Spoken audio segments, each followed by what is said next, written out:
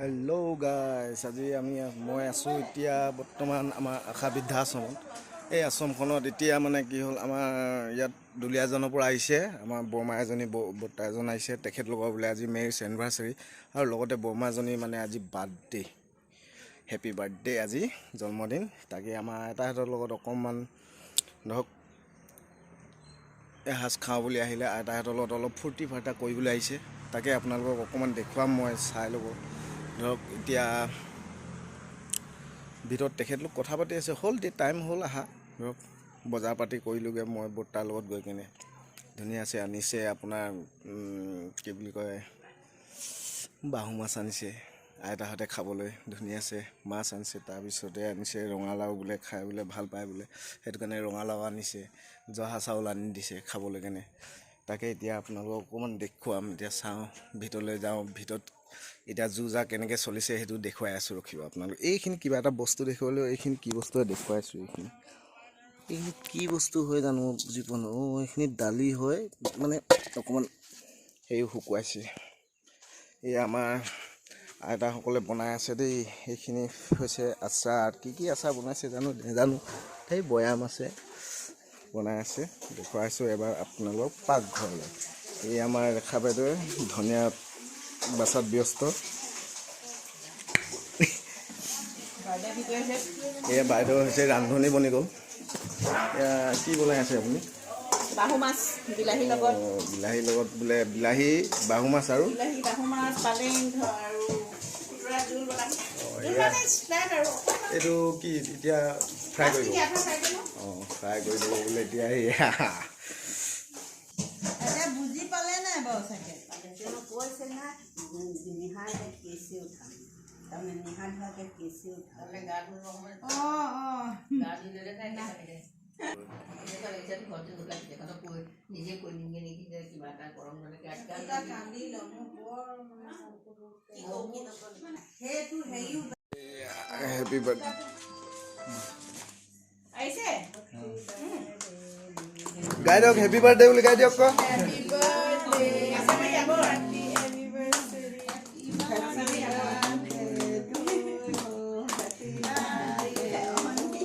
Happy birthday আৰু anniversary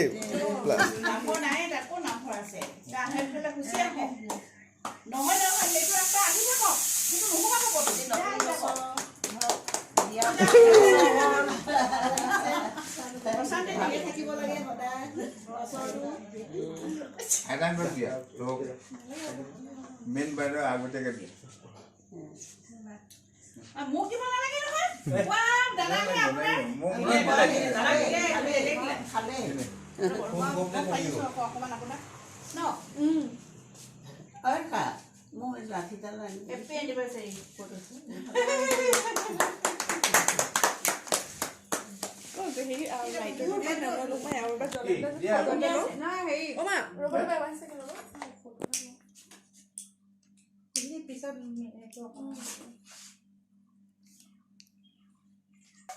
আজি 25 বছৰীয়া মুখত অকণমান লগাই দিয়ক, তেতিয়া ভাল লাগিব।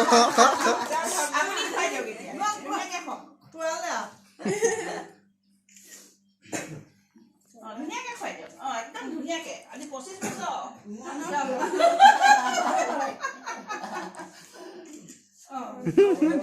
ধুনীয়া মানুহজনী পাইছে।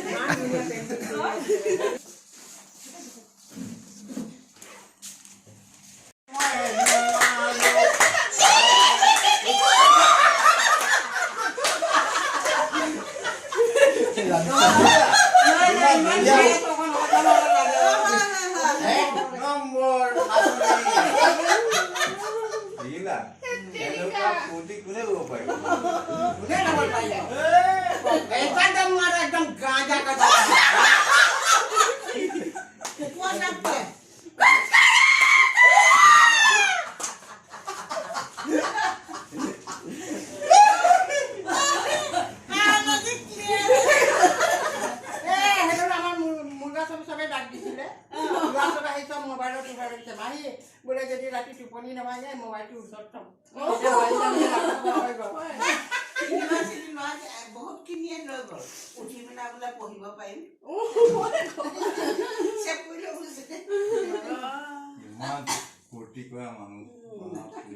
দিয়ক বৰটো ৰাখিব সকলোৱে ক'ব দেই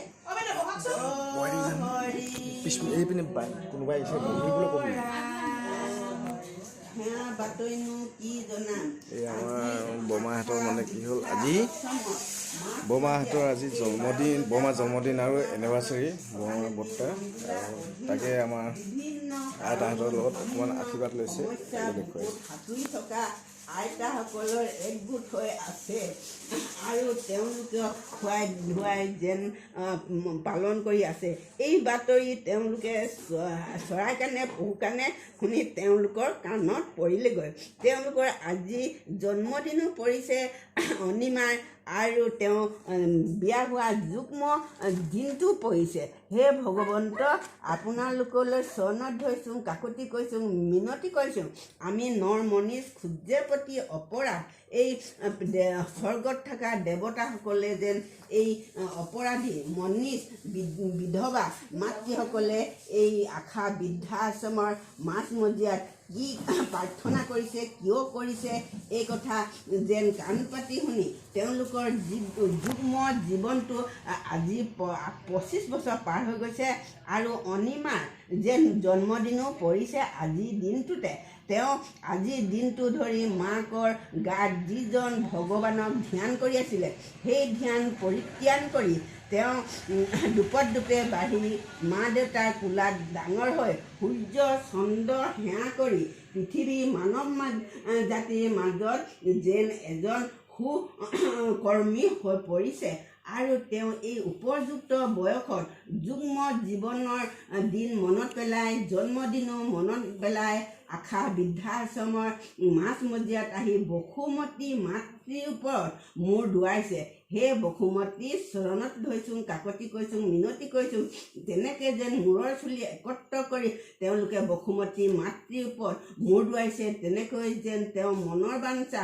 পূৰণ হ'ব লাগে বুলি প্ৰাৰ্থনাহে জনাইছোঁ হিন্দু গংগা গোদাবৰী কৃষ্ণা কাবেৰী তাপ্তি নৰ্মদা ব্ৰহ্মপুত্ৰ বুঢ়ী গংগা যমুনা নৈ বৈ গৈছে আন্ধাৰে পোহৰে সাৱটি ধৰিছে তেনেকৈ দয়াসাগৰ দেৱতাই সাৱটি ধৰি দুখিত দয়া কৰি পলসুৱা বোকাৰ পৰা উদ্ধাৰ কৰি তেওঁলোকৰ মিলনৰ সংসাৰখন পাণ যেন পাতল ফুল যেন লখু পানী যেন শীতল পৃথিৱী যেন শান্ত হয় সুমতি হিয়াত বহাই কুমতি দূৰ কৰি শত্ৰু সিফলীয়াকৈ মৃত্যুজনৰ বুকৰ মাজত আনি মায়া দোলেৰে বান্ধি যেন তেওঁলোকৰ জগতত জিলিকি থাকিব লাগে আৰু সন্তান দুটি আছে তেওঁ পঢ়াইছে শুনাইছে সেই সন্তান দুটি যেন সৰস্বতী মাতৃয়ে কণ্ঠত ভৰ দি তেওঁলোকৰ পঢ়া শুনাত কিবা অকণো ব্যাঘাত নজনাকৈ পাহৰি নোযোৱাকৈ তেওঁ যেন সৰস্বতী মাতৃয়ে কণ্ঠত ভৰ দিবলৈ সৰস্বতী মাতৃৰ ওপৰত প্ৰাৰ্থনা জনাইছে যাৰ কৃপাতন্দ বিদ্য দৃষ্টি পায়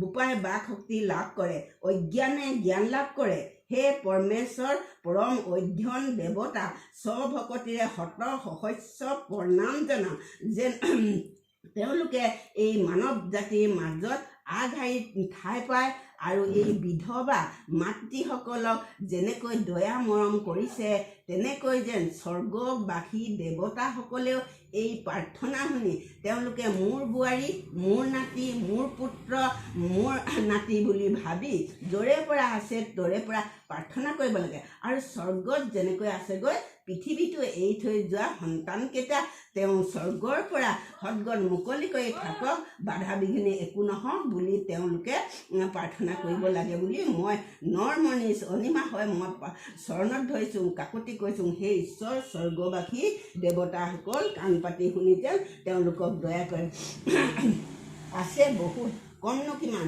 কৈ থাকিলেও উৰ নপৰে 33 কোটি দেৱতাৰ নাম কৈ উৰ পেলাব নোৱাৰে তথাপিতো ভকত গোপিনী বুলিলে সাক্ষাৎ ঈশ্বৰ এই সাক্ষাৎ ঈশ্বৰক সাক্ষী কৰি পাণ তামোলক আগবঢ়াই তেওঁলোকক মই প্ৰাৰ্থনা কৰিছোঁ তেওঁলোকৰ যেন মনৰ কামনা পূৰণ হয়।